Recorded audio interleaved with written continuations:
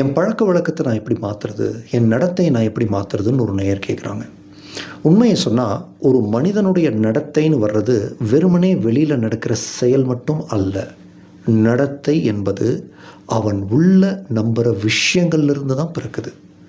நீங்கள் ஏதோ ஒன்றை சரின்னு நம்புகிறீங்க, அது உங்களுக்கு நன்மை தரும்னு நம்புகிறீங்க, அதனால தான் அந்த செயலை மீண்டும் மீண்டும் செய்கிறீங்க. அது உங்களுடைய ஹேபிட்டாக, பழக்கமாக மாறுது. அப்போது நீங்கள் என்ன செய்கிறீங்கன்றதை விட எதை சரின்னு நம்புகிறீங்கன்ற அதுதான் உங்களோட வாழ்க்கையை உருவாக்கிட்டு இருக்குது.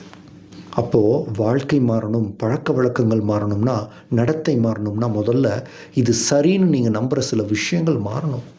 ஆனால் அதுக்கு நேர்மையும் வெளிப்படைத்தன்மையும் தேவை. ஒரு மனிதன் அவனை வெளிப்படையாக கேள்வி கேட்கணும். நான் எங்கே தவறு பண்ணுறேன், ஏன் இந்த தவறை சரின்னு என் மனசு நம்புது அப்படின்னு ஆழமாக கேட்டு பார்த்தீங்கன்னா உள்ள ஒரு உளவியல் உண்மை தெரியும்.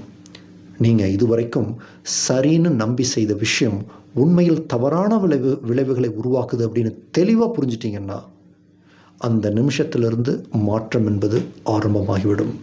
ஏன்னா ஒரு மனுஷன் தன்னுடைய நடத்தையை வலுக்கட்டாயமாக மாற்ற மாட்டான். அவன் நம்பிக்கைகள் மாறும்போது தான் அவனுடைய நடத்தை இயல்பாக மாறும்.